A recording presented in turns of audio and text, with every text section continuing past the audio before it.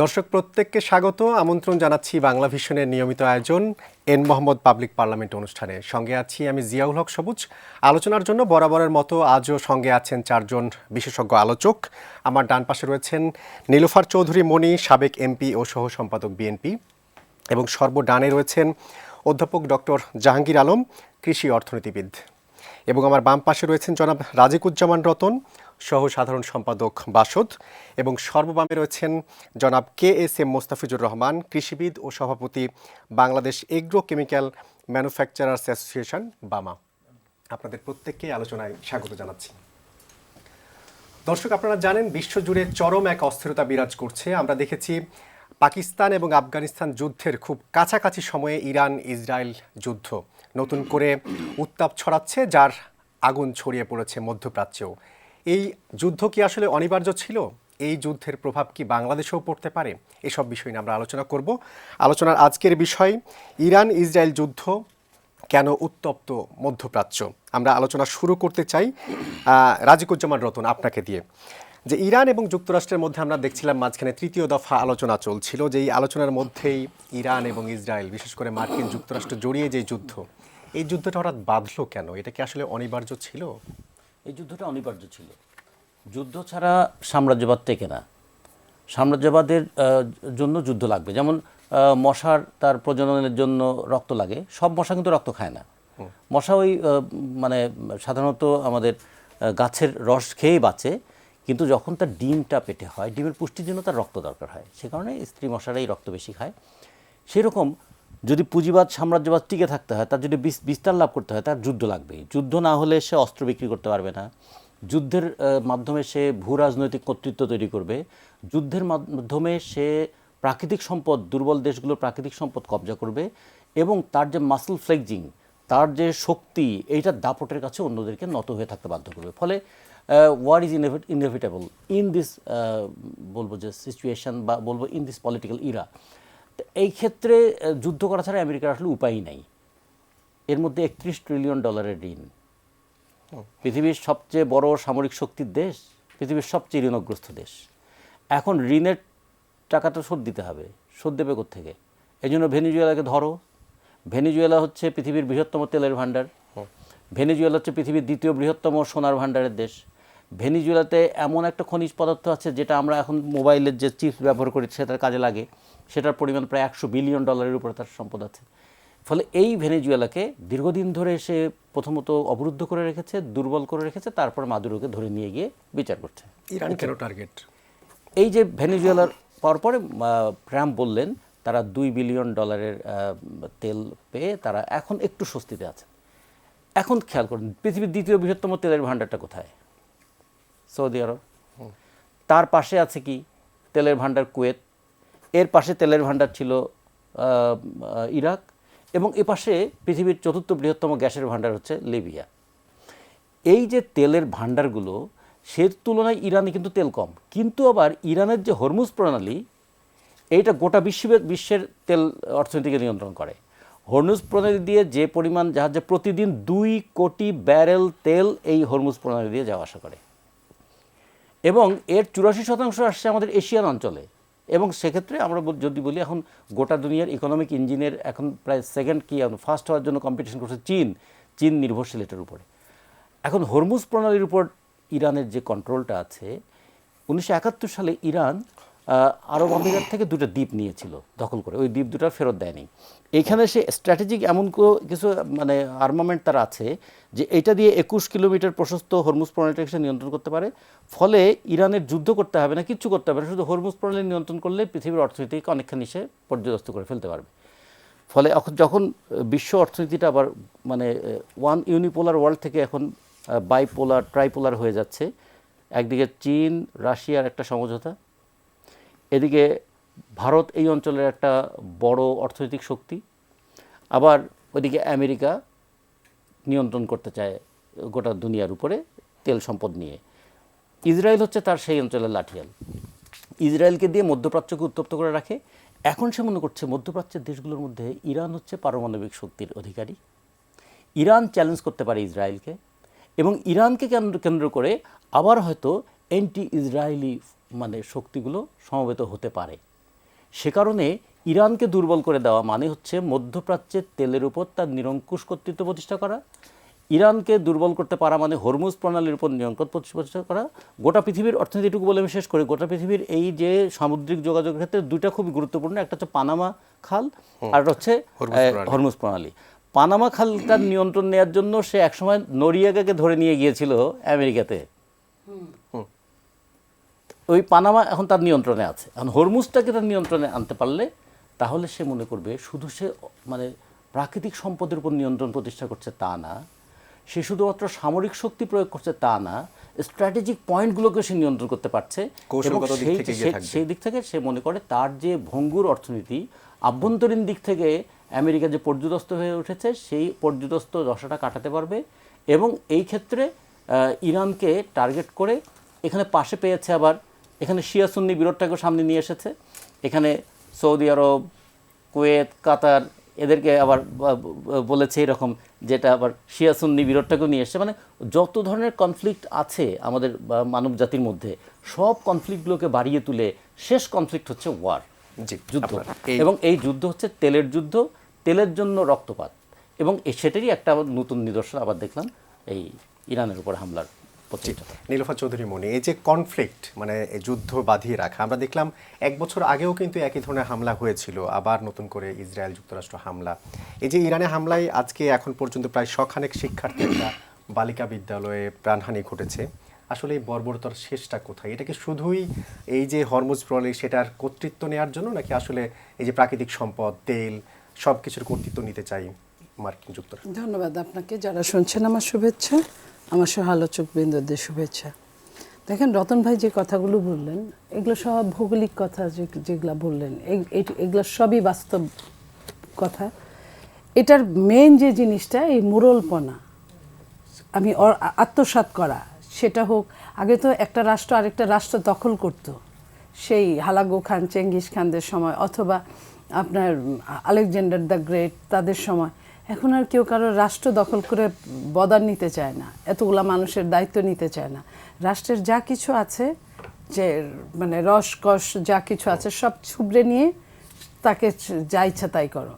বহুদিন যুদ্ধ লাগিয়ে রাখবে, বহুদিন অস্ত্র বিক্রি করবে, সব কিছু বিক্রি করে একদম ছুবড়া যখন হয়ে যাবে তখন আবার এনজিওর মাধ্যমে আপনার কিছু দিবে, দেখাবে, আবার ডেভেলপ করবে, তাকে দিয়ে গার্মেন্টসের কাজ করাবে, তাকে দিয়ে উন্নয়নশীল রাষ্ট্রে পরিণত করার জন্য যা যা করার এগুলো করবে। এটা হচ্ছে মুরলদের একটা হ্যাবিট, এই যে সাম্রাজ্যবাদ সৃষ্টি করা নতুন নতুনভাবে। রাষ্ট্র তোমার কাছে থাকুক, রাষ্ট্রের যত সহায় সম্পত্তি সব আমার কাছে চলে আসুক।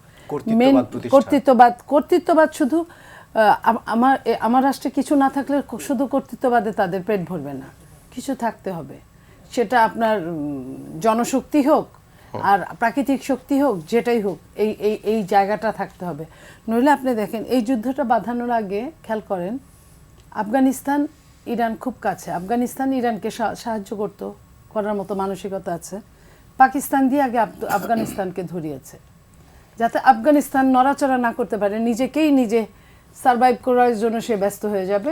ওই সুযোগে এই যে বাচ্চাদের কথা বললেন বা কিছু, এগুলা ভীষণভাবে নৃশংস। গাজার বাচ্চাদের আমরা শুনছিলাম যে পাকিস্তান এবং আফগানিস্তানের যুদ্ধের মধ্যস্থতা করতে পারে ইরান, এরকম আলোচনা শুনছি। হ্যাঁ, এই এখন যে করতে পারে তার উপরে এই অবস্থা।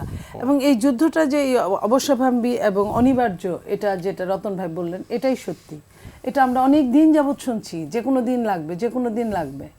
তো এই যে গত বছর যা 2-4 বারের পরে থামলো, এবং প্রত্যেকটা যুদ্ধই আপনি খেয়াল করেন গাজার সাথে ইসরায়েলের যে অবস্থা, কিছু দূর আগায়, আবার একটু থামে, আবার কিছু নষ্ট করে। 5-7 বছর আগে থেকে যদি আমরা খেয়াল করি, তারপরে যখন ধরলো একবারে একদম সিরিয়াসভাবে শেষ করে দিল। এখনো কিন্তু শেষ হয় নাই। তারা কথা বলে একরকম, শেষ হওয়ার জন্য বিশ্ব মোড়লরা আবার বসে যে শেষ হয়ে যাবে, তাদের হেল্প করবে, কিন্তু তাদের বাচ্চারা এখন মাটি কামড়ে খাচ্ছে, মাটি খাচ্ছে কিছু না পেয়ে। তো এই একই অবস্থা, এই যে আজকে যে ঘটনাটা ঘটেছে, আমরা শুনলাম যে প্রতিরক্ষা মন্ত্রী সহ তাদের যে সেনাবাহিনী আছে তারা অনেকেই এখানে ইনজুর্ড, মারা গিয়েছে কিনা। কিন্তু এটা যতটা আমাদের কষ্ট না দিয়েছে, একটা স্কুলে নিরাপরাধ শিশু বাচ্চা, তাদের উপর যেভাবে এটা গেল, এটা কিন্তু তাদের মোরালিটি ধ্বংস করার জন্য এই কাজটা করেছে। এরকম যদি আরো 10টা-20টা স্কুলের দিকে তারা নজর দেয়, তাহলে কিন্তু যে কোনো প্রত্যেকটা বাবা মা যারা যুদ্ধ করবে, যারা এখান থেকে শক্তি নিবে, তার শক্তিটা কিন্তু ওইখানেই নষ্ট বিনষ্ট করে দিচ্ছে। তো এই জায়গাটা, এবং এটার কারণটা কি, পেছনের কারণটা ওই যে আপনার হরমুজ প্রণালী, ওই যে আপনার পানামার মতো, ওই যে আপনার এই জায়গাগুলা দখল করা, এই জায়গাগুলা তাদের ঋণ শোধ করা, এই জায়গাগুলা থেকে তাদের অস্ত্র সাপ্লাই দেওয়া, এই জায়গাগুলার মানে পৃথিবীটাকে মানে অশনি বানিয়ে আপনার সেখানে তারা ব্যবসা করবে। ওই যে রোম যখন পুড়ছে নিরু তখন বাঁশি বাজাচ্ছে, যে কথাগুলো, তারা বাঁশি বাজাবে আর বড় বড় স্তুতিবাক্য পাঠ করবে। তারা কাজ করাচ্ছে তাদের মাস্তান বাহিনী আপনার ইসরায়েলকে দিয়ে, কিন্তু সেখানে স্বীকারও করছে। একটা ট্রাম্প কতভাবে ধ্বংস করলো পৃথিবীটাকে, তার নিজের দেশ থেকে শুরু করে আমরা যদি হিসাব করি, তাহলে আমরা কিন্তু দেখতে পাই যে সব জায়গাগুলো কেমন জানি একটা চরমভাবে ডিজাস্টারের মধ্যে পৃথিবীটা পড়েছে। ঠিক সেই একই সময় আপনার বাংলাদেশে একটা নির্বাচন হলো, ভয়ে ভয়ে থাকতে থাকতে আলহামদুলিল্লাহ মোটামুটি হলো, কিন্তু একটা সরকার নতুন আসতে না আসতে এই যে একটা ধাক্কা, এই যে মিডল ইস্টে আজকে সবাইকে বলা হয়েছে যে আপনারা বাংলাদেশে যারা, তারা সাবধান হয়ে যান, এই মুহূর্তে কখন আপনারা প্লেনে উঠবেন কি উঠবেন না, যার যা এম্বাসির সাথে যোগাযোগ করেন। এই যে অর্থনৈতিক আরেকটা ধাক্কা আসবে এই আজকে থেকে, সামনের মাস থেকে, যে রেমিটেন্সের উপর আমরা চলে যাচ্ছে, যে প্রবাসীদের উপর আমরা প্রবাসীদের ডিপেন্ডেন্ট, সেই রেমিটেন্স, তারপরে যে গার্মেন্টস শ্রমিকরা, যুদ্ধের দেশে তো আর কাপড় বিক্রি হয় না। আমরা অর্থনীতির পার্টটা একটু পরে আলোচনা করব। জাহাঙ্গীর আলম, আপনি যদি একটু শেয়ার করেন যে আমরা দেখলাম ইরানের সঙ্গে ইসরায়েলের যে হামলা, সেখানে পাশে রয়েছে শক্তিশালী বা শক্তিধর দেশ যুক্তরাষ্ট্র। ইরানের কাছে কি আসলে ইরানের কেউ মিত্র দেশ কি রয়েছে? আমরা দেখলাম ইরান কাতার, দুবাই এবং রিয়াদে হামলা চালিয়েছে। এই হামলার পেছনে কারণ কি হতে পারে? এটা কি শুধুই মার্কিন ঘাঁটি? দেখেন, ব্যাপারটা এভাবে চিন্তা করলে ওদের ভালো হয় যে যুদ্ধটা ওই যে ইনএভিটেবল ছিল কিনা, এটা কি অপরিহার্য ছিল? এর আগে গত জুনে যখন ইরান আক্রান্ত হয়, তখনও কিন্তু নেগোসিয়েশনটা চলতেছিল, এবং এই আলোচনার এক পর্যায়ে ইরান আক্রান্ত হয়েছিল। তো নেগোসিয়েশনটা ছিল একটি ওই আক্রমণের একটা ক্ষেত্র স্থাপন করা এবং প্রস্তুতিটা গ্রহণ করা। এবারও একটা যে আমরা চেষ্টা করেছি আলোচনা করার, কিন্তু আলোচনা করে বিফল হয়েছে, সুতরাং আক্রমণ করেছে। এটা একটা ক্ষেত্র প্রস্তাব করা, আসল উদ্দেশ্যটা আক্রমণ করা। এবং আজকে কিন্তু ওমানের পররাষ্ট্রমন্ত্রী বলেছে যে আমরা একটা ডিলের খুব কাছাকাছি চলে এসেছিলাম, এবং ইরান প্রচুর ছাড় দিয়েছে, এবং আমেরিকাকে অ্যাকিউজ করেছে যে এইভাবে আক্রমণ যে করেছে এটা তাদের দায়িত্বে তারা করেছে। এবং এইটা আজকে তারা বলেছে। তার অর্থ হলো এই যে তারা যে আক্রমণ করবে তার জন্য তারা প্রস্তুতি নিচ্ছিল, এবং তারা প্রস্তুতি যখন পুরোপুরি শেষ তখন তারা আক্রমণ করেছে। এবং ওখানে নেগোসিয়েশনটা এটা একটা আইওয়াস, মানুষকে দেখানো যে আমরা আলোচনা করেছি, আসল উদ্দেশ্যটা এই। এবং এখানে যেটা এই যে তার স্বার্থ, দেখেন কূটনীতিটা এখন পৃথিবীর মানুষের শান্তি সুখের জন্য চলে না, অর্থনীতিটা কিভাবে করবে, লুণ্ঠন করবে, সেটাই এখন আমেরিকার মতো দেশ যেগুলো এগুলোর আছে। কিন্তু আমরা তো দেখি যে মার্কিন যুক্তরাষ্ট্রের মতো দেশ, তারা মানবাধিকার নিয়ে বেশ সোচ্চার থাকে, তো তারাই তো হামলা চালিয়ে একটা স্কুলে। আপনি ট্রাম্প যখন ইলেকশন করে তখন তার ইলেকশন ম্যানিফেস্টোতে কি বলেছে যে আমি শান্তি স্থাপন করব, আমরা আমেরিকা কোনো দেশের সঙ্গে এই যে যুদ্ধ বিগ্রহ এগুলোতে অংশ নেবে না, আমরা শান্তি স্থাপন করব। কিন্তু শান্তি স্থাপনের কথা বলে ভোট নিয়েছে, ক্ষমতায় এসেছে, প্রেসিডেন্ট হয়েছে, এবং এখন সবচেয়ে বেশি অশান্তি সৃষ্টি করেছে। যে ভেনেজুয়েলার কথা একটু আগেই বলা হলো যে প্রেসিডেন্টকে নিয়ে গেছে, এর পেছনে একমাত্র উদ্দেশ্য হলো যে অর্থনৈতিক। এবং এখানেও যদি আমার এখন পার্সিয়ান গালফের যে দেশগুলো আছে মোটামুটিভাবে আমেরিকার কথায় চলে, আমেরিকাকে ট্যাক্স দিয়ে চলে। এখন একমাত্র দেশ আছে যেটা হলো ইরান, যেটা শক্তভাবে দাঁড়িয়ে আছে। এখন ইরানকে যদি করা যায়, দুর্বল করা যায়, তাহলে তাদের কাজ হয়ে যায় এবং ওখানে তার আমেরিকার যে আধিপত্য এটা বজায় থাকে এবং তার কথা মতো সবাই চলবে। কিন্তু আমরা এই তো হামলার এটাই একটা বড় উদ্দেশ্য এবং এই ক্ষেত্রে আমার মনে হয় যে আমাদেরকে আরো দেখতে হবে যে তার এই যে প্রচেষ্টা বা তার যে উদ্দেশ্য এটা কতটা সফল হয়। তবে এটা খুব ভালো উদ্দেশ্য নিয়ে তারা এটা করছে না, এটা খুবই বোঝা যায়। এবং এই ইল মোটিভ নিয়ে যারা এরকম মানুষের কষ্ট দুঃখ এগুলো বাড়ায়, তো তাদের সময়টা ভালো যায় না। এটা ইতিহাসের বারবার এগুলো রিপিট করেছে যে এগুলো ভালো হয় না। জি, জনাব মুস্তাফিজুর রহমান, আপনাকেও একই প্রশ্ন করতে চাই যে ইরানে মার্কিন ইসরায়েলি এই যে আগ্রাসন, এই আগ্রাসনের মূলটা কারণটা কি? আসলে এই যে মার্কিন ঘাঁটি লক্ষ্য করে ইরানকে হামলা করতে হচ্ছে দুবাই, সৌদি আরব কিংবা কাতারের মতো দেশে, এটারই বা মূল কারণ কি? আজকে তিনজন বিজ্ঞ আলোচক বিষয়টা নিয়ে খুব চমৎকার বলেছে, আলোচনার অনেক বিষয় বেরিয়ে আসছে। আপনি যে প্রশ্নটি আমার করেছেন যে ইরানি বা কেন এই সমস্ত দেশে আক্রমণ করছে, এটা তো খুব স্বাভাবিকভাবে বোঝা যায় যে তার প্রতিরোধ তো তাকে করতেই হবে সার্ভাইভালের জন্য। কিন্তু এখানে গুরুত্বপূর্ণ যে বিষয়টা, পৃথিবীতে দুইটা প্রণালী নানা কারণে, অর্থনৈতিক কারণে তাৎপর্যপূর্ণ। একটা হলো হরমুজ প্রণালী আর একটা হলো ডেল্টা প্রণালী। আমরা হলো ডেল্টা, গঙ্গা বিধৌত একটা পলি অঞ্চল, সবচেয়ে পৃথিবীর মধ্যে সবচেয়ে উর্বর মানে ভূমি হলো আমাদের এই ডেল্টা প্রণালীর মধ্যে পড়েছে, যেটা হিমালয় থেকে প্রায় 1300 নদী আমাদের এই বাংলাদেশ এবং পশ্চিমবঙ্গের উপর দিয়ে চলে গেছে। সে কারণে এই ল্যান্ডটা সারা পৃথিবীতে খুবই ইন্টারেস্টিং এবং তাৎপর্যপূর্ণ। আরেকটি প্রণালী যেটা হরমুজ প্রণালী, সেখানে আপনার সারা পৃথিবীর যে ওয়াটারওয়ে, যে এই জ্বালানি সহ অন্য পণ্য যে হরমুজ প্রণালী দিয়ে প্রায় 30% এই অঞ্চল দিয়ে আরব সাগর এবং ইন্ডিয়ান সাগরে এটা প্রবাহিত হয়। এটা যদি বন্ধ করা যায় তাহলে অর্থনীতির যে কনসিকুয়েন্স হবে, প্রথমত হলো জ্বালানি, যেটা এনার্জি হলো এমনই একটি উপকরণ যার মূল্য বৃদ্ধি পেলে কোনো কাঁচামালের মূল্য বৃদ্ধি ছাড়াই ফ্যাক্টরিতে উৎপাদিত সকল পণ্যের মূল্য বৃদ্ধি পাবে।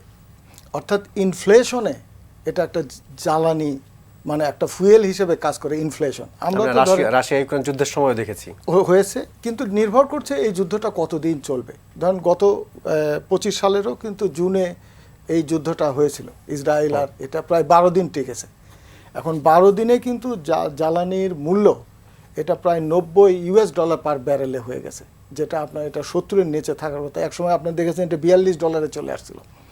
তাহলে এই যে সংবেদনশীল একটি উৎপাদনের উপকরণ, যেটা ডিরেক্টলি ইনডাইরেক্টলি সরাসরি অর্থনীতির সাথে জড়িত, এটাতে যদি একটা নেগেটিভ ইম্প্যাক্ট পড়ে, যদি মানে কি পড়বেই।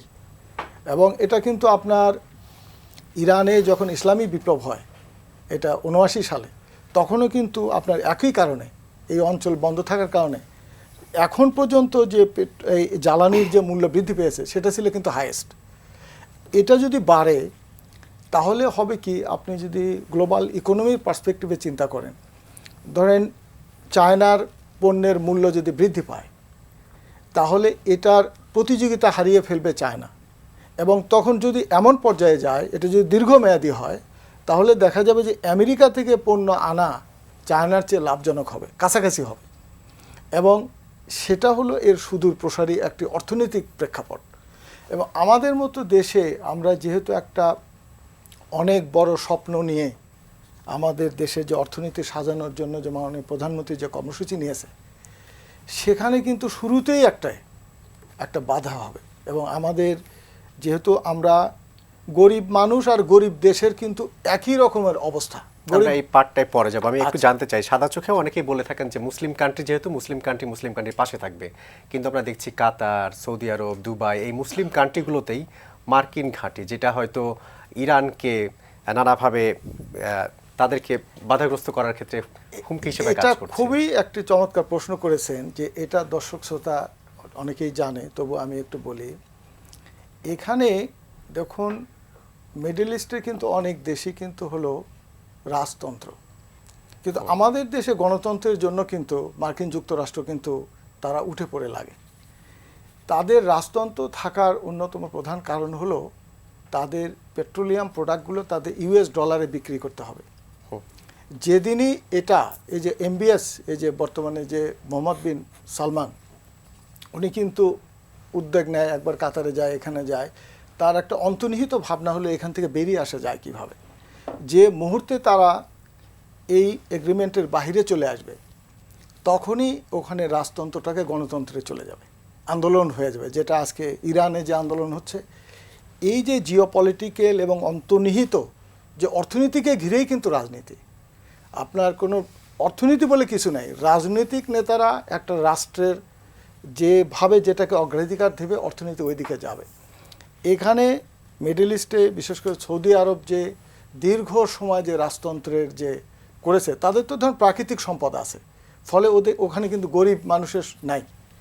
এবং তার অনেক যে ওদের দেশে খাদ্য আমদানি করতে হয়, কিন্তু খাদ্য উৎপাদনের জন্য মূল উপকরণ যেগুলো রাসায়নিক সার, সেটার মানে পর্যাপ্ত পরিমাণে রক ফসফেট, নাইট্রোজেন, ফার্টিলাইজার সমস্ত কিন্তু ওদের পর্যাপ্ত রয়ে গেছে। এই যে প্রাকৃতিক সম্পদে ভরপুর যে রাষ্ট্রটি, তার যে কোনো পণ্য বিক্রয় করতে হলে মানে বিশেষ করে পেট্রোলিয়াম প্রোডাক্টস এবং হলো ফার্টিলাইজার, এই সমস্ত তাকে ডলারে বিক্রি করতে হবে। ডলারের যে অর্থনীতি, সেটাই হলো এখানকার এই সৌদি বা কাতার, এরা হলো আমেরিকাকে সমর্থন করার একটা অন্যতম প্রধান কারণ, যেটা যেটা আমরা সবাই জানি, বা আমরা যারা রাজনীতির সঙ্গে এখানে মনিয়াপা আছে ওনারা তো এই বিষয়ে একটু ইঙ্গিত দিয়েছে, রতন ভাই তো এটা আরও পরিষ্কার করে বলেছে। এটা মূল হলো মার্কিন আধিপত্য। আমেরিকার যে সংবিধানে আপনার তার অর্থনৈতিক ব্যবস্থাপনা এবং রাজনৈতিক ব্যবস্থা তিনটা শব্দ দ্বারা ঠিক করে দিয়েছে।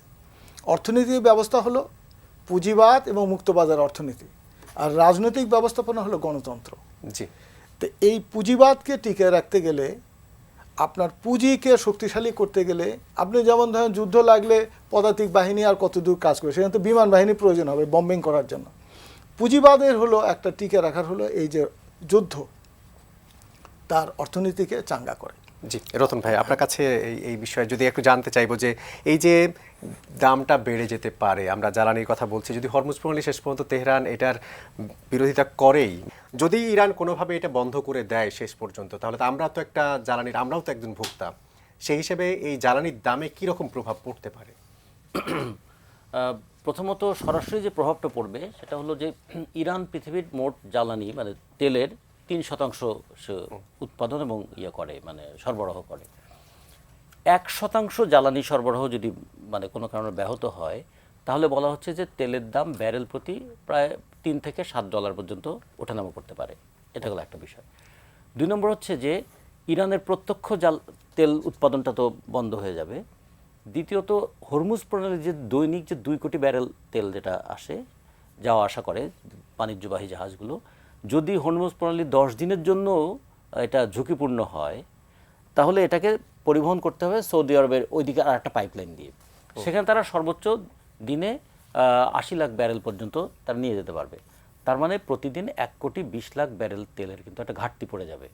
ফলে এটার প্রভাব শিল্পে পড়বে, এটার প্রভাব কৃষিতে পড়বে, এটার প্রভাব পরিবহনে পড়বে, এটার প্রভাব বিদ্যুৎ উৎপাদনে পড়বে, সমস্ত কিছুর পড়বে। আর সবচেয়ে বড় কথা কি, যুদ্ধ যখন হয় শুধু আমরা তার অর্থনৈতিক প্রভাবটা দেখি তা না, তার একটা মনস্তাত্ত্বিক প্রভাব থাকে, তার একটা সামাজিক প্রভাবও থাকে, এবং এর যে অনিশ্চয়তা এবং অস্থিরতা, তা শেয়ার মার্কেটে তার প্রভাব শুধু পড়ে তা নয়, মানুষের টাকা যে খরচ করবে, মানুষ যদি আবার টাকা খরচ না করে অর্থনীতিটা আবার সচল থাকবে না। যুদ্ধের সময় মানুষের কিন্তু একটা টাকা জমিয়ে রাখার, সঞ্চয় করে রাখার প্রবণতা থাকে, ফলে তখন কোনো কিছু প্রোডাকশন হলেও তার কনজাম্পশন কিন্তু আবার কমে যায়। তার প্রভাবটা কী পড়বে, ইউরোপের দেশগুলো যদি এখন একটা করে টি-শার্ট কেনাও কমিয়ে দেয়, এখন তো উইন্টার শেষে সামার আসছে, আবার এক্সপোর্টের প্রভাব পড়বে। হ্যাঁ, তো সামারে তো তারা একটু টি-শার্ট পরবে, ফলে ওটা যদি কেনা একটু কমিয়ে দেয়, তার প্রভাব আবার আমাদের এখানে কি পড়বে। সবচেয়ে বড় কথা, গোটা বিশ্বব্যাপী তেলের দাম, এই জন্য অনেকে বলে যে 1 ব্যারেল তেল একটা আর্মির চেয়ে তো পাওয়ারফুল। একটা আর্মি গুলি করে কয়জনকে মারতে পারবে, কিন্তু একটা তেলকে যদি ওপেক, এটা কিন্তু ওপেক বলেছিল এক সময় 73-এর পরে, এবং পরে এটাকে নিক্সন এটাকে খুব কাজে লাগিয়েছিলেন যে তেলকে নিরবিচ্ছিন্ন তেল সরবরাহ রাখতে হবে। বলছে যে 1 barrel is more powerful than 1 soldier. হ্যাঁ, তো ফলে সেইটাকে সেটার প্রভাবটা কি পড়বে? আর তিনটা বিষয় একটু খেয়াল করে দেখুন। সৌদি আরব হচ্ছে মধ্যপ্রাচ্যের সবচেয়ে বড় দেশ, 21 লক্ষ বর্গ কিলোমিটারের দেশ। তারপরের দেশটাই হচ্ছে কিন্তু ইরান। কিন্তু ইরানের সঙ্গে সৌদি আরবের পার্থক্য কি? ইরান 16 লক্ষ বর্গ কিলোমিটার দেশ, ইরানের লোক সংখ্যা 8 কোটি, সৌদি আরবের 3.5 কোটি। কিন্তু ইরান হচ্ছে স্বয়ংসম্পূর্ণ, সৌদি আরব হচ্ছে ডিপেন্ডেন্ট। সৌদি আরবের তেলটাও অন্যের উপর ডিপেন্ডেন্ট, খনিজ সম্পদও অন্যের উপর ডিপেন্ডেন্ট, তার খাদ্য অন্যের উপর ডিপেন্ডেন্ট। সে কারণে কি তারা আসলে মার্কিন ঘাঁটিগুলো করতে দিয়েছে? না, ওইটাই তো, মার্কিন তাকে ডিপেন্ডেন্ট করে রেখেছে। আর ইরান, তার একটা সে দীর্ঘ তার ঐতিহ্য আছে। সে ঐতিহ্যের কারণ, তার একটা বড় বিষয়, তার কৃষিতে ইরান হচ্ছে প্রায় স্বয়ংসম্পূর্ণ। এবং কৃষি, তার সংস্কৃতি, তার জীবনধারা এবং তার বিশাল সেই ভৌগোলিক বৈচিত্র্য এবং তার হচ্ছে সাংস্কৃতিক সে ঐতিহ্য, সব মিলে ইরানের একটা কিন্তু ন্যাশনাল প্রাইড আছে। আমরা অনেক সময় বলি না পার্সিয়ান, মানে এই পার্সিয়ান কথাটা তো ইরান থেকে আসছে, পারস্য। সিভিলাইজেশন ওখানেই হয়েছে তো, হ্যাঁ। যে মেসোপটেমিয়ান। ফলে ইরানকে অনেক দিক থেকে আক্রমণ করা দরকার এই কারণে, কারণ সৌদি আরবে কিন্তু কোনো ন্যাশনাল প্রাইড বলতে কিছু নাই, সিভিলাইজেশন টাইম নাই, ন্যাশনাল প্রাইড নাই। সে ছিল একটা বাণিজ্য পথ, গ্রিসের সঙ্গে মিশরের বাণিজ্য পথে মাঝখানে বাণিজ্য করতো, মক্কা শরীফকে কেন্দ্র করে তখন বাণিজ্য হতো। এই জন্য এইটাই একটা বাণিজ্যের কেন্দ্র ছিল। কিন্তু কৃষি বলি, শিল্প বলি, সমস্ত দিক থেকে ইরান একটা ছিল। এইটা নিয়ে কিন্তু আপনি একটু আগে প্রশ্ন করেছিলেন যে মধ্যপ্রাচ্যের দেশগুলো কেন ইরানের পাশে থাকে না। এটা হলো একটা ক্লাস অফ সিভিলাইজেশনের মতো। ইরানকে তারা সবসময় অপছন্দ করে এই অর্থে, ইরানের কাছে তারা খুব ম্রিয়মান হয়ে থাকে, এইটা তারা পছন্দ করতে পারে না। 2 নম্বর হচ্ছে বাহরাইনে হচ্ছে যেটা 5ম নৌবহর আমেরিকার, তার ঘাঁটি হচ্ছে বাহরাইনে। ইরান চিন্তা করেছে ইরান থেকে আমেরিকার যা দূরত্ব, আমেরিকা যদি ইসরায়েলের মাধ্যমে ইরানের উপর আক্রমণ করে, ইরানটা প্রতিশোধটা নেবে কোথায়? সে তখন বলেছে তাইলে তোমার যেখানে যেখানে ঘাঁটি আছে, তোমার ওই ঘাঁটিতে আক্রমণ করা মানেই হচ্ছে আমেরিকাকে মাঝখানে পুরো আটলান্টিক। হ্যাঁ, সেই কারণে সে আক্রমণটা কিন্তু এই কুয়েত বলি, বাহরাইন বলি, এই সমস্ত জায়গায় যে আক্রমণটা করলো, সেটা হলো যে আমেরিকাকে তো সে এখানে পাচ্ছে। তো ফলে যুদ্ধটা কিন্তু হচ্ছে আসলে আমেরিকা ভার্সেস ইরান, লাঠিয়াল হচ্ছে ইসরায়েল, এবং এখানে স্টুজেস মানে আমেরিকার সাঙ্গপাঙ্গ হয়ে দাঁড়িয়ে আছে কিন্তু এই মধ্যপ্রাচ্যের দেশগুলো। এবং এটা খুবই খেয়াল করবেন, ধর্ম জাতীয়তাবাদের চেয়ে কম শক্তিশালী, একই ধর্মের লোক, কিন্তু যখন সে বলে আমি হচ্ছে ইরাকি, এ বলছে ইরানি, তখন কিন্তু ইরাকি ইরানিটা সামনে চলে আসে, তখন কিন্তু দুইজনে মুসলমান হলেও মুসলমান কোনো বড় হয় না, তখন আরই থাকে না। ঠিক তেমনি সবগুলো মুসলমান দেশ হলে, মুসলমানদের দেশ হলে যে এক হবে, তাহলে আর ইরান ইরাকের যুদ্ধ হলো কেন? তাহলে পাকিস্তান এবং আফগানিস্তানের যুদ্ধ হচ্ছে কেন? সৌদি আরব অথবা ইয়েমেনের যুদ্ধ এত 7-8 বছর ধরে চলছে কেন? ফলে ধর্ম নিয়ে যারা রাজনীতি করে, আমরা বারবার তাদেরকে বলি যে ধর্মকে রাজনীতির ব্যবহার করবেন না, বিশ্বাসের ব্যাপার। আমরা এই ক্ষেত্রে মধ্যপ্রাচ্যে এই জন্য কোনোদিন ওই ধর্মের কারণে তাদেরকে ঐক্যবদ্ধ হতে দেখি নাই। জি, নীলোফার মনি, আপনি যদি একটু যোগ করেন। আমরা তো জানি সাধারণত হয়তো তেলের প্রভাব পড়তে পারে, অর্থনীতিতে প্রভাব পড়তে পারে। আমরা দেখেছি আজকে সব ধরনের বিমান চলাচল, মধ্যপ্রাচ্যগামী বিমান বন্ধ রয়েছে। এক্ষেত্রে প্রবাসীকেও দেখেছি এয়ারপোর্টে অনেক অসহায় অবস্থায়। জনশক্তি রপ্তানিতেও কি কোনো ধরনের নেতিবাচক প্রভাব পড়তে পারে? এটা তো পড়েই গেছে, পড়তে পারে বললে আসলে বোকামি হবে, কারণ বাস্তবতা যত কঠিনই হোক মেনে নেওয়াটা রিয়েলিটি। আপনার এই যে যারা বাংলাদেশে এখন আছে ছুটিতে, তাদের যাওয়াটা অনিশ্চয়তার মধ্যে চরমভাবে পড়ে গেল। যারা ওইখানে আছে তাদের চাকরিটা অনিশ্চয়তার মধ্যে পড়ে গেল। কোম্পানি যদি না চলে, সে ওইখানে বসে থেকে কি করবে? তার আরও খরচ, তার ঘর ভাড়া দিতে হবে, খেতে হবে, বাড়িতে টাকা পাঠাতে হবে, ইত্যাদি ইত্যাদি। সে ওইখানে কিন্তু একটা টানাপোড়েনের মধ্যে চরমভাবে, দেশে ফিরতে পারবে কিনা আরেকটা ভয়, ফ্যামিলির যে টেনশন যে আমার সন্তানটা বাঁচবে কিনা, আমার স্বামীটা বাঁচবে, অনিরাপত্তার ঝুঁকি। এই ঝুঁকিগুলো কিন্তু কোনোভাবেই আপনি কাটাতে পারবেন না। এরপরে আমাদের নারীরা যারা আছে তাদের জন্য তো আরও বড় ঝুঁকি। এরপর আপনার যে কথাটা যে যে জায়গায় আমেরিকান ঘাঁটি আছে সেইখানে ইরান বেছে নিয়েছে, কারণ ঠিকই যেটা রতন ভাই বললেন যে 9 ঘন্টা লাগে আপনার আটলান্টিক পাড়ি দিতে, যে কারণে আমেরিকাকে সহজে কেউ কাবু করতে পারে না। তার ওইখানে যেতে গেলে 9 ঘন্টা পাড়ি দিতে হবে, তারও 9 ঘন্টা পাড়ি দিয়ে আসতে হবে বলেই কিন্তু বিভিন্ন জায়গায় তার ঘাঁটি আছে। তো তার ঘাঁটিকে টাচ করলে তার শক্তি কিছুটা খর্ব হবে বলে মনে করা হয়, কিন্তু আসলে তা না। সে ইতিমধ্যে যা যা করেছে তার নিজের স্বয়ংসম্পূর্ণতার নামে, হ্যাঁ একটা সময় তাকেও সারা পৃথিবী জুড়ে সবসময় সে শক্তিশালী থাকবে তা না, কিন্তু এই মুহূর্তে না, আপাতত না। তো এই আপাতত নায়ের জন্য তার যে ফুয়েলটা খরচ করতে হবে, শক্তিটা খরচ করতে হবে ইরানের বা তার সমসাময়িক যারা তার সাথে কাজ করবে তার বদলে কিন্তু এটা একটা আপনার অনেকটা থার্ড ওয়ারের মতো হয়ে যাচ্ছে। এই যে কয়েকটা শ্রেণীতে বিভক্ত হয়ে যাওয়া, সাথে আরো কয়েকটা দেশের আগে থেকে যুদ্ধে থাকা, যেমন ধরেন আপনার রাশিয়ার যুদ্ধটা কিন্তু একদম শেষ হয় নাই, আপনার ওখানেও কিন্তু একটা টানাপোড়েন আছে। আপনার এই যে পাকিস্তান আফগানিস্তান নতুন করে যেটা শুরু হলো সেখানে চরম টানাপোড়েন থাকবে, এবং মুসলিম এক মুসলিম আরেক মুসলিমের এগেনস্টে চলে যেতে পারে। যেমন সৌদি আরবকে কখনোই কিন্তু মুসলিম বিশ্ব তাকে পাশে পায় নাই। সবসময় সে যে কোনোভাবে যে কোনো কারণে সে আমেরিকা এবং ইসরায়েলের সাথে ছিল। খুদ গাজার যে এত বড় সমস্যা, আমেরিকানরা পর্যন্ত এটার প্রতিবাদ করেছে, সাধারণ পিপল, কিন্তু সৌদি আরব কিন্তু নিশ্চল, নীরব। এই যে নীরব নিশ্চল, এবং শুধু তাই না, যত বড় বড় এদের যে মিটিংগুলো হয়, আন্তর্জাতিক মানের মিটিংগুলো কিন্তু এই জায়গাগুলোকে বেছে হয়, এই জায়গাগুলা। তার মানে এখানে ধর্ম যদি মেন কারণ হতো, তাহলে কিন্তু তারা ধর্মের মানুষগুলোকে সহযোগিতা করতো বা ইরানের পাশে থাকার কথা ছিল। এবং এখনো বিশ্বে এই 750 কোটি মানুষের মধ্যে মুসলিম যত আছে তারা যদি এক থাকতো, এবং তাদের কিন্তু পয়সা একদম খারাপ নাই, তেল বিক্রি করে হোক যেটাই হোক, বুদ্ধি পয়সা অনেকের, কিন্তু সবই আছে আমাদের, শুধুমাত্র আমাদের একনিষ্ঠতা নাই, আমাদের একাত্মতা নাই, আমরা একজন আরেকজনের পক্ষে থাকি না এই মুসলিমরা, যে কারণে আরেকজন খুব সহজভাবে আমাদের উপর খবরদারি করে যায়। তো এই যে যখন আপনার এই যুদ্ধগুলো শুরু হচ্ছে, তখন যখন আমাদেরই সৌদি আরব তো একদম মিডিল পয়েন্ট, এবং তার সাথে কাতার বলেন, যেটা এই মিডিল পয়েন্টের জায়গাগুলা, যখন তারা ইসরায়েলের পক্ষে এবং আমেরিকার পক্ষে থাকবে, তখন কিন্তু আরো এই দামামাটা আরো শক্তিশালী হয়ে বাঁচবে। এবং আমরা আমাদের যার দ্বারা নিগৃহীত হব, আমরা আমাদের মানুষ দ্বারা আমরা মানে নিচের দিকে ধাবিত হব। তো এই জায়গাগুলা, এগুলোতে আমি মনে করি আমাদের যে এই মুসলিম যে বিশ্বটা, তাদের যদি ওই ধরনের ব্রেন যদি তারা আপনার ওআইসি যেটা বলি তাদের মাধ্যমে যদি খাটাতে পারতো, অন্তত পক্ষে যে এই যুদ্ধে সবচেয়ে সাফার করবে কারা? আমরা যারা তৃতীয়, আমরা কারো পক্ষেই নাই, কিন্তু আমরা কিন্তু সব দিক দিয়ে কেউ বলে থাকে যে আসলে বিএনপি গভর্নমেন্ট যখন ক্ষমতায় যায় বা ক্ষমতায় আসে, তখন হয়তো ঘূর্ণিঝড়, ভূমিকম্প কিংবা এই ধরনের যুদ্ধ বিগ্রহ লেগেই থাকে। এই যে বাইরের প্রেক্ষাপটটা, এটা কি আসলে বিএনপিকে বা এই সরকারকে খুব বেশি মাত্রায় আমি কিন্তু আমরা বলতে বিএনপিকে বুঝাই নেই। আপনি যেভাবে বিএনপির দিকে নিলেন, কেন আপনার রাশিয়ার সাথে যে যুদ্ধটা হলো তখন তো আমেরিকাই ছিল, তখনও তো আপনার গমের দাম কত বেড়ে গেল, আমরা 100 টাকা কেজি কাটা কিনে খেলাম, বা পেঁয়াজের দাম বাড়লো, তখন শেখ হাসিনা কিন্তু বললো যে এটা যুদ্ধের ফলাফল। অথচ যে দেশে যুদ্ধ হচ্ছিল সে দেশে তখন পেঁয়াজের দাম 42 টাকা ছিল, আমাদের এখানে পেঁয়াজের দাম তখন প্রায় 400-500 টাকাতে ছাড়িয়ে গেল।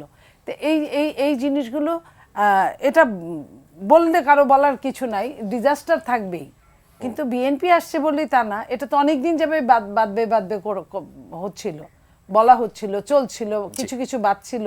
তারপরে কিছু যখন আপনার গাজাতে আক্রমণ হলো, এরাও তো নেপথ্যে অনেকভাবে হেল্প করেছে, অনেকভাবে এরা এটার সাথে সম্পৃক্ত থেকেছে, থাকে নাই তা তো না। তো তখনের সেইটাও এক ধরনের আপনার ম্রিয়মাণ যুদ্ধ ছিল, অথবা সাইলেন্ট যুদ্ধ ছিল, যেটা এখন প্রকাশ্যে রূপ লাভ করেছে। তাই প্রকাশ্যে রূপ লাভ করার জন্য আমি মনে করি যে পৃথিবীতে, যেমন শহীদ প্রেসিডেন্ট জিয়াউর রহমান, উনি কিন্তু অনেক দুতিয়ালি করেছিলেন ওনার সময়, সেই দুতিয়ালিতে কিন্তু অনেকটাই অগ্রসর হয়েছিলেন। ঠিক আমরা ওরকম আশা করি যে এরকম কেউ পৃথিবীর এই আসন্ন যুদ্ধকে থামানোর জন্য কেউ ভূমিকা রাখুক, এটা আমরা দোয়া করি। আর কি বলবো, জাহাঙ্গীর আলম, আমরা যেহেতু এই পেঁয়াজের প্রসঙ্গ উঠলো, আমরা একটা কৃষি প্রসঙ্গে যেতে চাই। আমরা দেখেছি যে দায়িত্ব গ্রহণের 10 দিনের মাথায় প্রধানমন্ত্রী কৃষকদের 10,000 টাকা পর্যন্ত কৃষি ঋণ মওকুফ করে দিয়েছেন। এই যে কৃষকদের জন্য যে ভূমিকা নেয়া, প্রায় 12 লাখ কৃষক উপকৃত হবে, এই সিদ্ধান্তকে কিভাবে দেখছেন একজন কৃষি অর্থনীতিবিদ হিসেবে? এখানে আসার আগে আমি আগের প্রশ্নটা আপনার যেটা ছিল এটা একটু অ্যাড্রেস করতে চাই। সেটা হলো যে এই যে পার্সিয়ান গালফের কান্ট্রিগুলো যেগুলো আছে, উপসাগরীয় দেশগুলো, এগুলো এখন যুদ্ধের মুখে, এবং এক্ষেত্রে আমাদের সঙ্গে সম্পর্কটা কি হয়েছে যে আমরা এক্সপোর্ট বাধাগ্রস্ত হয়েছে। আমরা যে ইম্পোর্ট করি সেই ইম্পোর্ট আমরা কি কি করি? তেল, ক্রুড অয়েল, আমরা তরল গ্যাস আমদানি করি, আর আমরা আমদানি করি ফার্টিলাইজার। ফার্টিলাইজার। তো এটা কোথা থেকে কি হয়ে আসে জানেন? তো ওই যে হরমুজ প্রণালী হয়ে আসে। এখন হরমুজ প্রণালী আজকে থেকে হয়তো বন্ধ হয়ে গেছে। তো এখন আমাদের যে ইম্পোর্টটা খুব কস্টলিয়ার হয়ে যাবে, অথবা ইম্পোর্টটা আমরা পেতেও না পারি, খুব তাড়াহুড়া করে আমরা এটা হয়তো পারবো না। সেখানে কি সারের দামে প্রভাব পড়তে পারে? ফার্টিলাইজারের দামটা ব্যাপকভাবে বেড়ে যাবে। দ্বিতীয়ত তেলের দাম তো বেড়ে যাবে অনেক বেশি, এবং আমাদের রেমিটেন্স আর্নিং বেশিরভাগ তো গালফ কান্ট্রিগুলো থেকে আসে। কাজে এখানে এই 3 ক্ষেত্রে আমরা এফেক্টেড, এবং এর একটা বড় এফেক্ট হচ্ছে আমাদের এমনিতেই গত 4 বছর ধরে আমরা বড় একটা ইনফ্লেশনের মুখে আছি। এটাকে আমরা ফেস করছি, বিশেষ করে ফুড ইনফ্লেশন, খাদ্য মূল্যস্ফীতি এটা সবচেয়ে বড়, এবং ওয়ার্ল্ড ব্যাংকের স্ট্যান্ডার্ড অনুযায়ী আমরা লাল তালিকাভুক্ত গত 4 বছর ধরে। এবং এই যে আজকের যে যুদ্ধটা, এটার কারণে ইনফ্লেশনটা আরো বেশি উস্কে দিতে পারে। এখন এইটার থেকে আমি কিভাবে বাঁচতে পারি, তার একটা মাত্র উপায় হচ্ছে যে সেলফ ডিপেন্ডেন্সটা আমরা যদি পারি, যদি আমরা স্বনির্ভরতা, আত্মনির্ভরশীলতা যদি অর্জন করতে পারি। এবং এটার বড় একটা ক্ষেত্র হচ্ছে আমাদের উৎপাদনে সমৃদ্ধ উৎপাদন, নিজস্ব উৎপাদনটা বাড়াতে হবে, এবং বিশেষ করে কৃষির উৎপাদনটা বাড়াতে হবে। যদি কৃষির উৎপাদনটা যদি বাড়াতে পারি, তাহলে আমাদের ফুড ইনফ্লেশন এটাকে আমরা কমাতে পারবো। এখন এই ক্ষেত্রে অবশ্যই বিএনপি আপা আছেন এখানে, উনি হয়তো আরও ভালো করে বলবেন যে বিএনপির একটা রিচ ট্রেডিশন আছে। যেমন জেনারেল জিয়াউর রহমান যখন উনি প্রেসিডেন্ট, তখন খাল খনন কর্মসূচি হয়েছিল, এবং প্রচুর প্রায় 5,600 কিলোমিটার এরিয়া খাল খনন করা হয়েছিল বা পুনর্খনন করা হয়েছিল। এবং 1981 সালে দেশ খাদ্য সম্ভর বলে একটা সিদ্ধান্ত আমরা শুনেছি দেশের। আমি তখন বিদেশে, আমি তখন পিএইচডি করছি বিদেশে। সেই যাত্রা কি এই যে কৃষক কার্ড দেয়া, এবং তখন 10,000 টন চাল রপ্তানি প্রথম করা হয়েছিল।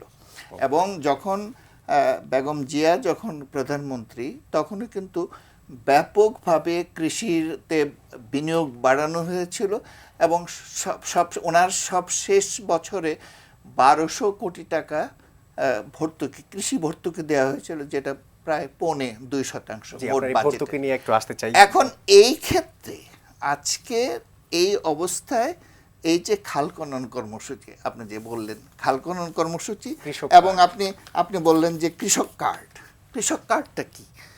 কৃষক কার্ড যে আমাদের আগে ছিল না তা না। কৃষক কার্ড হলো যে আপনার এই কার্ডের মাধ্যমে আপনি কৃষি উপকরণ পাবেন, একজন কৃষক তার কৃষি উপকরণ পাবে, কৃষি ঋণ পাবে, এবং যদি সরকারের সিদ্ধান্ত থাকে যে নগদ সহায়তা কৃষকদেরকে পৌঁছে দেয়া, তাহলে এই কৃষি কার্ডের মাধ্যমে তাদেরকে নগদ সহায়তা দেওয়া যাবে।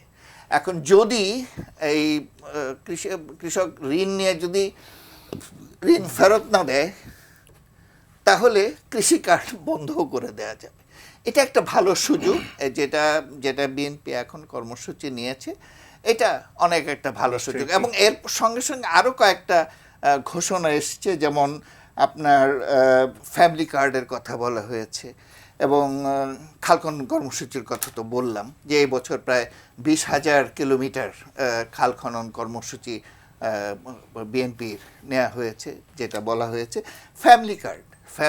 আমরা কৃষিতে আলোচনা থাকতে চাই। মোস্তাফিজুর রহমান, আপনি যদি একটু যোগ করেন। আমরা দেখে থাকি সরকার সাধারণত কৃষি খাতকে উদ্বুদ্ধ করতে নানাভাবে ভর্তুকি দিয়ে থাকে। আমরা দেখেছি চলতি বাজেটেও প্রায় 17,000 কোটি টাকার বরাদ্দ রয়েছে, কিন্তু এই যে সার, বীজ কিংবা সেচ কাজ পরিচালনার জন্য যেই ভর্তুকিটা দেওয়া হয়, এর সুফলটা আসলে কতটা মেলে?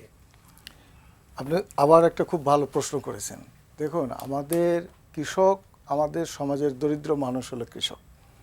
সর্বশেষ শ্রম মন্ত্রণালয়ের যে লেবার মার্কেট সার্ভে হয়েছে সেখানে কৃষি, মৎস্য এবং প্রাণী সম্পদে কৃষক এবং কৃষি শ্রমিক এখানে 44% মতো, এবং এখান থেকে আপনার অর্থনীতিতে মাত্র 11% মতো আমাদের ন্যাশনাল ইনকামে যায়। তার মানে দেশের দরিদ্র গোষ্ঠী মানুষ কিন্তু কৃষি শ্রমিক এবং কৃষক। এবং এখানে ভর্তুকিটা যেটা দেওয়া হয়েছে আমাদের অর্থনীতির একটা সবচেয়ে একটা দুর্বল এবং একটা ভুল অর্থনৈতিক দর্শন হলো যে আপনার এই রাসায়নিক সার, বীজ এগুলোতে হলো ভর্তুকি দেওয়া। এখন যে সিদ্ধান্তটা নেওয়া হয়েছে, যদি কৃষককে যদি নগদ প্রণোদনা দেওয়া হয় কার্ডের মাধ্যমে, তাহলে প্রথমত এখানে একটা দুর্নীতি কমে যাবে। দ্বিতীয়ত কৃষক সেই টাকা দিয়ে রাসায়নিক সার বা যা কিনা দরকার কৃষি উপকরণ কিনবে।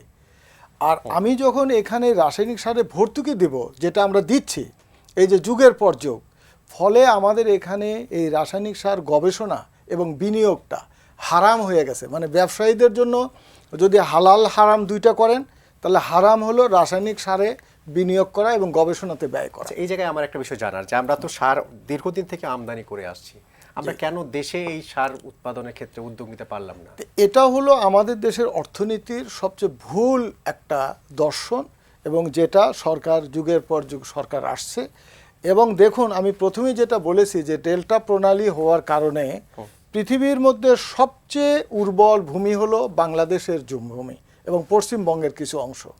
এবং বাংলাদেশে প্রতি হেক্টর জমিতে 392 কেজি রাসায়নিক সার ব্যবহার হয়, যেটা ভারতের চেয়ে আপনার দ্বিগুণেরও বেশি। পশ্চিমাদের সাথে তো তুলনাই করা যাবে না।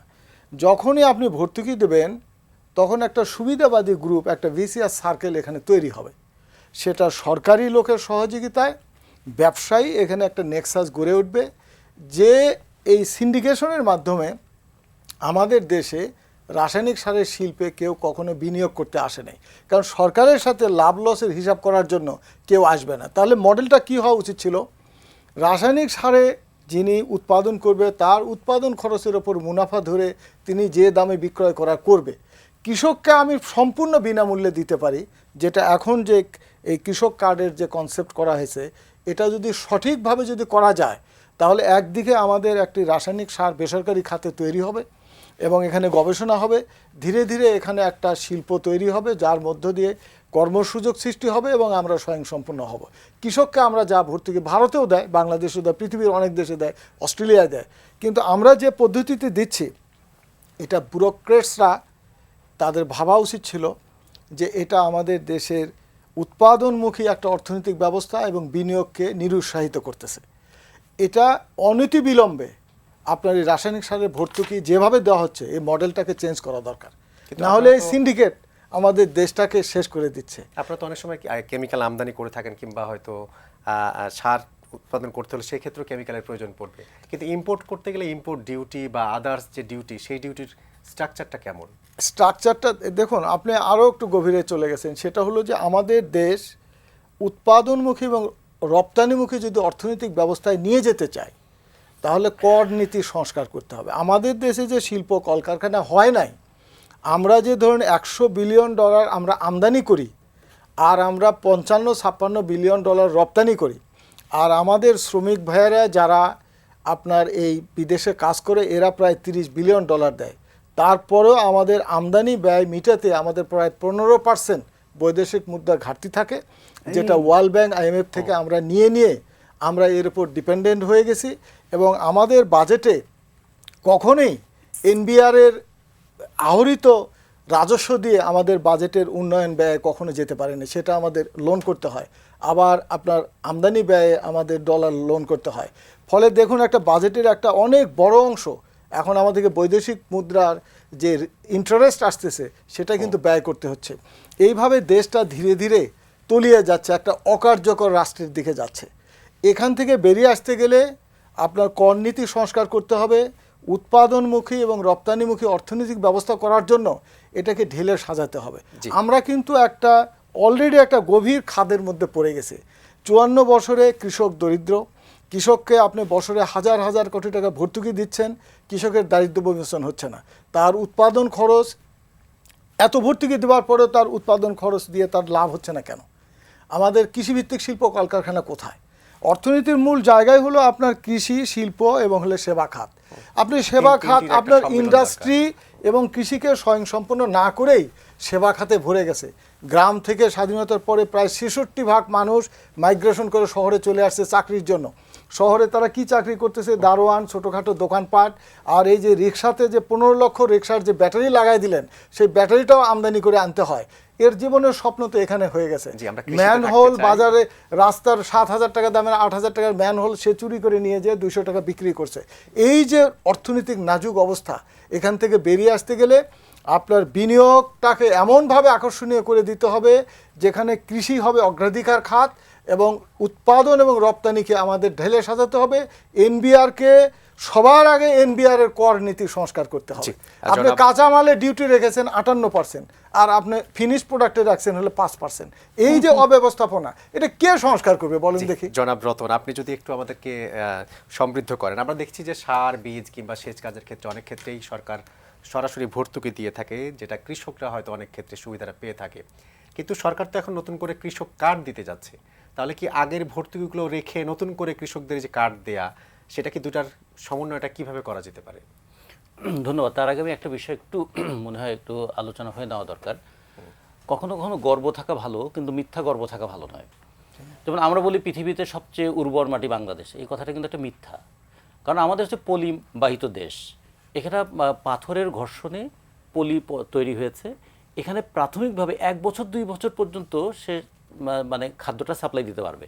যে কারণে বলছে না পৃথিবীর সবচেয়ে বেশি সারের ব্যবহার আমাদের এখানে। আমরা সার বলতে কিন্তু শুধু ইউরিয়া সার বুঝি। ইউরিয়া সার হচ্ছে গাছটাকে সবুজ করে তোলে। আমরা বাইরে থেকে দেখলে মনে করি যে গাছটা সবুজ হচ্ছে, খুব তরতাজা হয়েছে। কিন্তু মিউরেট অফ পটাশ না থাকলে কিন্তু তার আবার শেকড়টা ভালো হবে না। আর ফসফরাস সার না দিলে তার ফুলও হবে না, ফলও হবে না। ফলে ইউরিয়া লাগবে, মিউরেট অফ পটাশ লাগবে, আর টিএসপি লাগবে। এরপরে লাগবে পাতা যদি বোরন না থাকে তাহলে বোরন, জিঙ্ক, ম্যাগনেসিয়াম এগুলো না থাকলে আবার সালোক সংশ্লেষণটা ঠিকমতো করতে পারবে না। ফলে এই সমস্ত সারের কোনো কাঁচামাল বাংলাদেশে নাই। একমাত্র ইউরিয়া সারের কাঁচামালটা আছে। ইউরিয়া সারই তো একমাত্র সার না। ইউরিয়া সারের কাঁচামাল হচ্ছে আমাদের গ্যাস। বাতাসের নাইট্রোজেন 78% নাইট্রোজেন থাকে। আর আমাদের মিথেন থেকে আমরা ওখানে কার্বন নিয়ে আসি। নদীর পানি, বিদ্যুতের সংস্পর্শে আমরা সার তৈরি করি। এই সারটা আমরা হিসাব করে বলেছিলাম যে যেহেতু বাতাসের নাইট্রোজেন দাম দিতে হয় না, নদীর পানির দাম দিতে হয় না, শুধুমাত্র গ্যাসের দাম, আমরা কিন্তু সারের বস্তার দাম অনেক কমিয়ে দিতে পারতাম। কিন্তু দেখুন কি, এটা আর একটা আলোচনা, একদিন যদি এই আলোচনা করতে পারি কেন আমাদের এখানে ইউরিয়া সারের দাম বেশি, কিভাবে একটা বৈদেশিক লুণ্ঠন আমাদের কৃষিদের শেষ করে ফেলেছে। তো ফলে আমরা মনে করি কি, আমাদের এই যে কৃষিটাকে একটা সমন্বিত কৃষিতে আনতে গেলে আমাদের কিভাবে জৈব ব্যবস্থাপনাটা করা যায়, আমরা কিভাবে কৃষিতে কোন ধরনের ফসলটা ফলাবো, কোন ধরনের পানি ব্যবহার করব, সেগুলো পরিকল্পনাটা আমাদের করা দরকার। আপনি যেটা এখন নিয়ে আসলেন সেটা হচ্ছে যে কৃষিতে আমি ভর্তুকি দেব কি দেব না, কৃষিতে ভর্তুকি দেব কি দেব না, এই কথাটা ঠিক না। জমি কোনোদিন কাউকে ফাঁকি দেয় না, সে ফসল না দিলেও গাছ দেয়। কিন্তু ব্যাংকের টাকা চুরি করে নিয়ে যায় অনেকে। ফলে কৃষিতে ভর্তুকি কত দিয়েছে বলুন তো? 22,000 কোটি টাকা কৃষিতে ঋণ ভর্তুকি আছে। আর 6 লক্ষ কোটি টাকা আমাদের এখানে ঋণ খেলাফি। আমরা কিন্তু বারবার আমরা নজরটা দিচ্ছি কৃষকের উপরে। এবং এবারও ধরুন এই যে 12 লক্ষ 13 লক্ষ কৃষক পরিবারের যে কৃষি ঋণটা মকুব করা হলো, কত টাকা মকুব করা হলো সেটা কতটুকু? দ্বিতীয়ত আজকের পত্রিকা, কালকের পত্রিকায় দেখুন, কৃষক আলু ফলিয়েছে, সে 15 টাকা পড়েছে আলুর উৎপাদন খরচ, বাজারে এখন বিক্রি করতে যাচ্ছে 4 টাকা 5 টাকায়। এই কৃষকের এখন কৃষি ঋণ না মানে না হয়ে, ঋণ খেলাপি না হয়ে উপায় আছে কি? সে যে দামে ফলায় সেই দাম তো বিক্রি করতে পারে না। আপনি যদি 1 মিনিট বলেন, এই যে কৃষক খাতে ভর্তুকি যে দেওয়ার বিষয়টা কিংবা কৃষক কার্ড, এটার মানে সমন্বয়টা কিভাবে করা হবে, প্ল্যানটা কি? দেখেন, কৃষক বাঁচলেই কিন্তু দেশ বাঁচবে। এখানে এর বিকল্প কিছু হতে পারে না। এখনো বাংলাদেশ কৃষি নির্ভর বাংলাদেশ। আমি জাপান গিয়েছিলাম, সেখানে দেখলাম যে ওইখানে ওদের বলছিল যে চালের দাম, ওদের চালে খরচ পড়ে 1 কেজি চালে 1,000 টাকা, ওরা বিক্রি করে 200 টাকা। 800 টাকা শুধু ওই যে আঠালো চালটা ওরা যে খায়, 800 টাকা গভর্নমেন্ট দেন কৃষককে। তা আমি বললাম যে এটার দরকার কি 800 টাকা এত টাকা দেওয়ার, তাতে ইন্টারন্যাশনালি ইম্পোর্ট করাই বেটার। বললো যে তারা শুধু তাদের ঐতিহ্যটা ধরে রাখার জন্য এই কাজটা করে। একটা আঙ্গুর তারা ফলাতে গিয়ে 5,000 টাকা কেজি, এবং ভর্তুকি দেয় এখানে সর্বোচ্চ। তো সেই হিসেবে বাংলাদেশ তো কিছুই না। বাংলাদেশ কিন্তু ওই যেটা বললেন যে পলিমাটি দ্বারাই হোক আর যেভাবেই হোক, আমরা তো একটা পলি পাই, আমরা একটা সার পাই। শেষ সেই করতে জায়গায় হবে। আমাদের হয়তো কম লাগবে। কৃষকের যে ফ্যাসিলিটিসটা আছে এটা হলো সবচেয়ে ইম্পর্টেন্ট। জি। একটা কৃষক বুঝে না, জানে না, তার শিক্ষা, তার দক্ষতা, তার স্কিল, এই স্কিলটা করানো, এবং পাশাপাশি তাকে কম মূল্যে সার দেওয়া, কম মূল্যে বীজ দেওয়া, কম মূল্যে কখন কোনটা করলে ভালো হবে সেটার জন্য এত কিছুতে একটা টেলিভিশন থাকে। জি। টেলিভিশনে নিউজের জন্য হয়, কৃষকদের জন্য একটা টেলিভিশন হতেই পারে, জাহাঙ্গীর আলম কি 30 সেকেন্ড কৃষকদের জন্য। আমি দুটো কথা বলবো। 30 সেকেন্ড 30 সেকেন্ড। একটা কথা হলো যে ফার্টিলাইজার, এই যে 2005-06-তে আমাদের ফার্টিলাইজারের যে ইউরিয়া, সেটা প্রায় 80% আমরা উৎপাদন করতাম, জি। আর 20% আমরা আমদানি করতাম। আর এখন আমরা 20% উৎপাদন করি এবং 80% 80% আমরা আমদানি করি। জি। তো এই যে একটা পরিস্থিতি, এটার থেকে আমাদেরকে উত্তরণ ঘটাতে শেষ হবে করতে এবং হবে, ফার্টিলাইজারটা আমাদের আজকে- নিজেদের উৎপাদন করতে হবে। দুই নম্বর কথা হলো যে ভর্তুকিটা, সময় আমি এক তুমি মিনিট, একটা বাক্য যোগ হ্যাঁ, করতে একটা চান। বাক্য হলো শেষ যে আর শেষ। আমাদের দেশে সময় শেষ বোরন আর শেষ। ফার্টিলাইজার এবং মিউরেট অফ পটাশ ছাড়া সমস্ত ফার্টিলাইজার এখানে তৈরি করা যাবে। এক, সেকেন্ড হলো মাটিতে অর্গানিক ম্যাটারটা নষ্ট হয়ে গেছে রাসায়নিক সারের কারণে।